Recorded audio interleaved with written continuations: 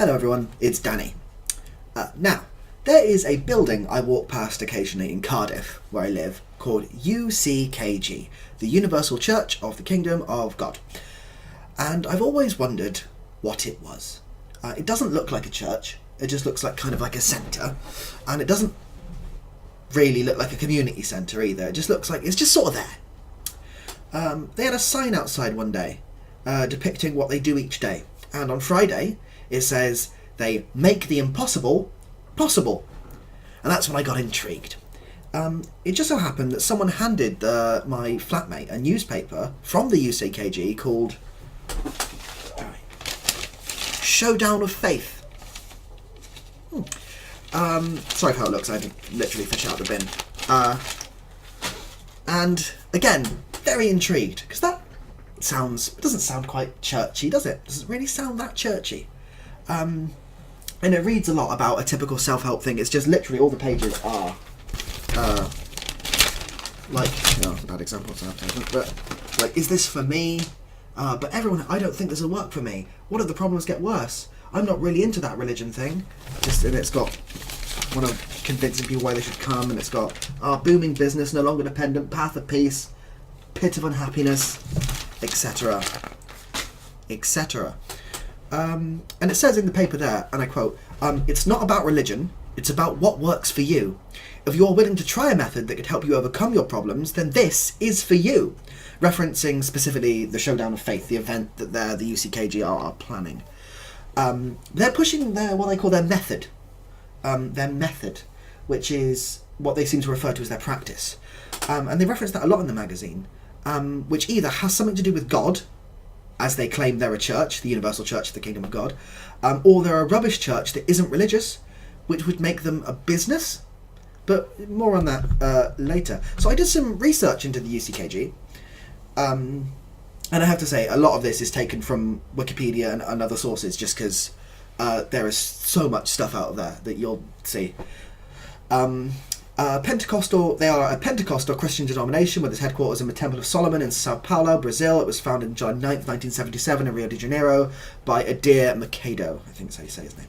And I'm not cherry-picked to make this look controversial. This is the second paragraph or the third paragraph that comes up in their Wikipedia article. The church has been frequently accused of illegal activities and corruption, including money laundering, charlatanism, and witchcraft, and intolerance towards other religions. It's been subject to bans in several African countries. A London UCKG pastor in 2000 arranged a service to cast out a devil when his help was sought for an ill and badly injured child whose guardians thought her possessed. She died, and her guardians were convicted of murder. There have been accusations that the church extracts money from poor members for the benefit of its leaders. Obviously, that is horrific. A child has died through the church. Not good. Another thing that came up is the UCKG considers that the first 10% of all income, before doing anything with the money, belongs to God as a tithe. Quoting the Bible as authority, the first tithe should include 10% of everything owned at the time. Does that include giving a monetary donation? Does that remind you of anyone else I've looked into that is a bit culty? Who knows? Tithes are stated to be used so a church can pay its existing expenses and plan to expand the work of God, quoting, "There may be food in my house." Malachi 3:10. This also means that tithes must not be paid to charity for the needy. This is quoting the church. And tithes must not be paid to a charity for the needy instead of the church, because their primary purpose is to maintain the house of God. Their responsibility rests with the church authorities to decide whether, after the needs of God's house have been met, to use the remainder in aid of the poor. Basically saying, give us all of your money and we're going to maintain the house of God with it, and we might give it to the poor. Not very Christian. It's very, very not Christian. But again, this might be one biased article. What do other religions think about them? A UN report published in 2009 by Brazil's Committee Against Religious Intolerance, CCIR, stated that Pentecostal churches in general, and the UCKG in particular, were harassing and attacking, sometimes violently, people of other faiths and spreading religious intolerance. The UCKG was demonizing, especially Afro-Brazilian syncretic religions such as Umbanda and Candomblé. I'm really sorry, I don't know how to pronounce that.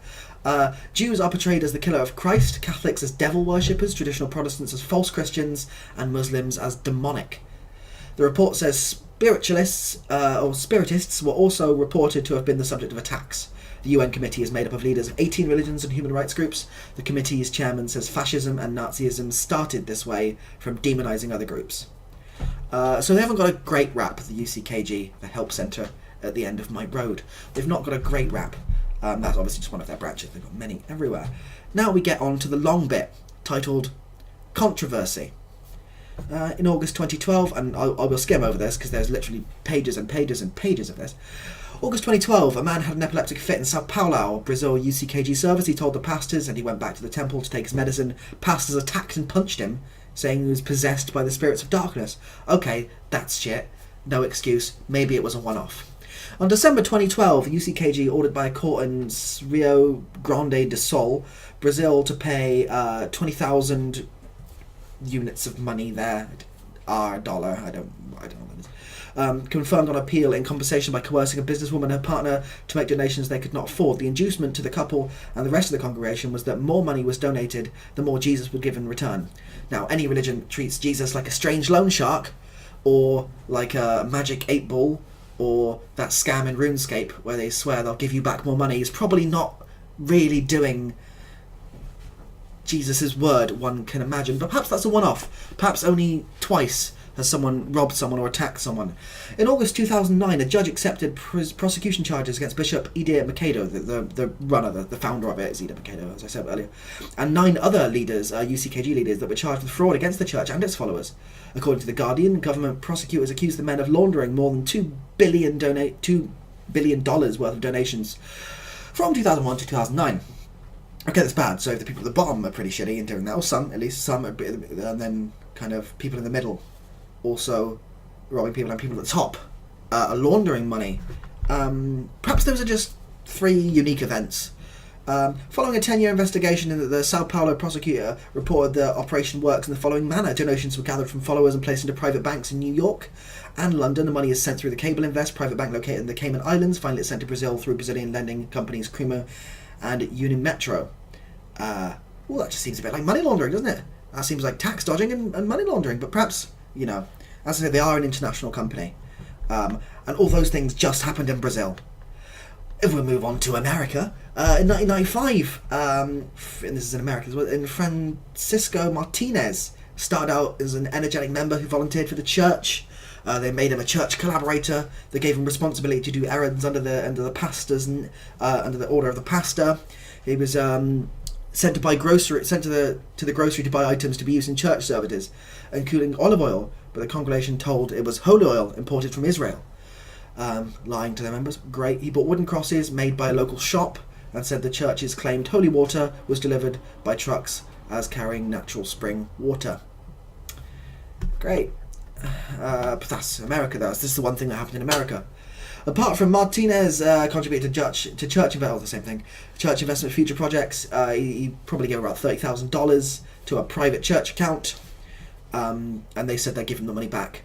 They didn't. He sued them for $2.1 million because, quite rightly, he should. They robbed him under false pretenses, anyway. And then he later said the church forced him to do illicit acts and non-church related activities that involved money laundering, fraud, and trash talk related to other members. Trash talk written as trash talk, so I can't even imagine what that is. And in America still, someone called Victoria Lorenzo and her husband Jesus, I can presume, were a married couple who joined the Houston UCKG in 1996, and when in August 1999 they raised questions to the representative of the state attorney office about the church's fundraising tactics, officials said that church members make their donations voluntarily, so there's no legal violation. They left the church after giving them $60,000 over a period of 3 years, and at the time of their need they complained that the church did not offer them any help despite their very large amount of donations. The holy oil of Psalm 23, blessed in 6 destinations in Israel, as described above, was still being used in the UCKG in 2012. It is praised and described as being distributed in London, UK, in the UCKG's UK website. Moving on to the United Kingdom, where I'm from. Sorry, it's almost over. Victoria Climby was an 8-year-old child whose cruel death in the UK led to major changes in the child protection policies. She died from abuse and neglect whilst living with her great-aunt, Marie T.C. Kuau, and the aunt's boyfriend. Victoria was seen by dozens of social workers, nurses, doctors and police officers before she died, and by a pastor of the UCKG, but all failed to stop or spot the abuse. Kuau and her boyfriend were charged with child cruelty and murder.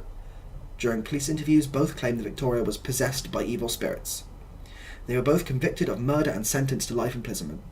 Victoria's murder led to a public inquiry which investigated the role of social services, the National Health Service, and the Universal Church of the Kingdom of God, and the police in her death.